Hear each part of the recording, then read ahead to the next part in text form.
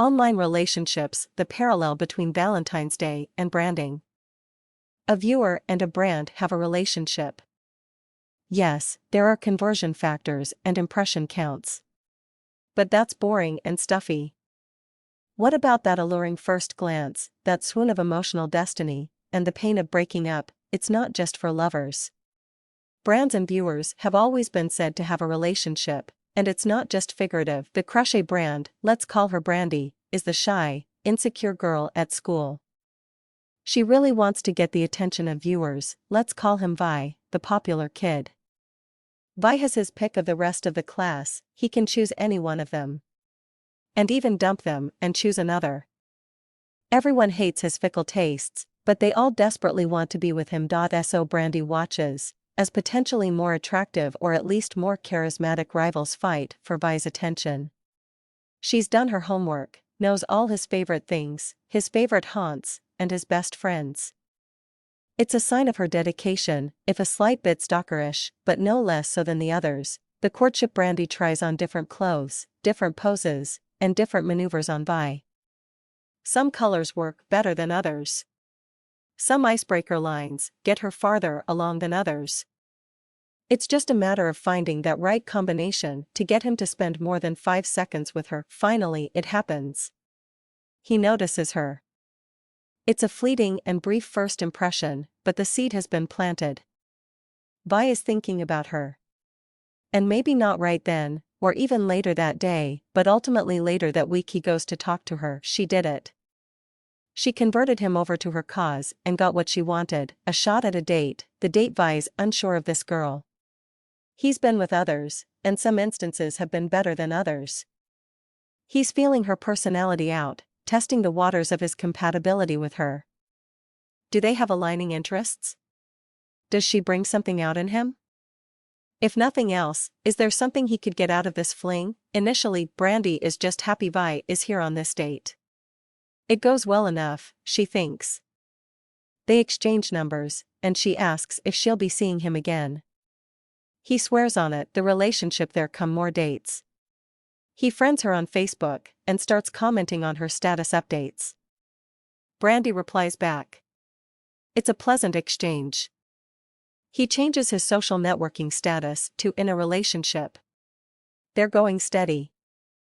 Whenever she tries on a new dress or makeup, he's the first to approve of it. When their interests diverge, Vi makes his voice heard. Brandy listens and acknowledges it, somewhat adjusting. Vi relents. The relationship continues. The unraveling. Brandy and Vi have been together for a while. She's gradually stopped trying new things. He's stopped approving of every little thing she does. They've stopped paying attention to each other on social networks, each doing their own thing. Their interests continue to diverge, even starting to conflict in some places. Neither of them has really done anything fun together. They haven't shared a laugh in a long while. There hasn't been much in the way of new experiences they can both share in, period. Vi wants to start seeing other women. But Brandy can't stand the thought of Vi going to anyone else. Brandy starts getting paranoid and really starts snooping around Vi's personal space. Vi really doesn't appreciate this. His fickleness is wearing her down. Her obsessiveness is wearing him down. Ultimately, in different sets in both of them, the breakup. If they're fortunate, they'll both go their separate ways.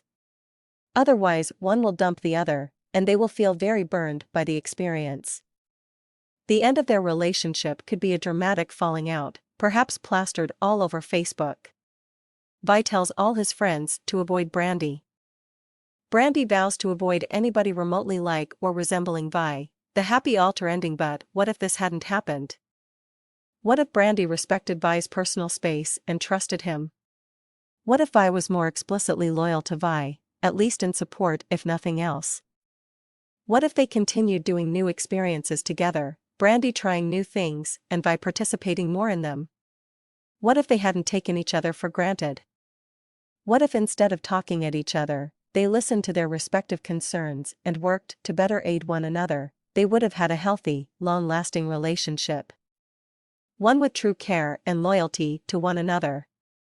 A relationship where quality is what matters, more than quantity. where both Brandy and Vi learn from each other and adapt to one another, instead of forcing the other to shift around them. The allegory: so, how is an impression much different than a first impression? A conversion that is dissimilar from a date? A long-term relationship compared to a long-term relationship. In an age where businesses must be a personable entity online, the mechanics and dynamics of interpersonal relationships are something to keep dear to one's heart. In this day and age, they apply more than ever. What do you think?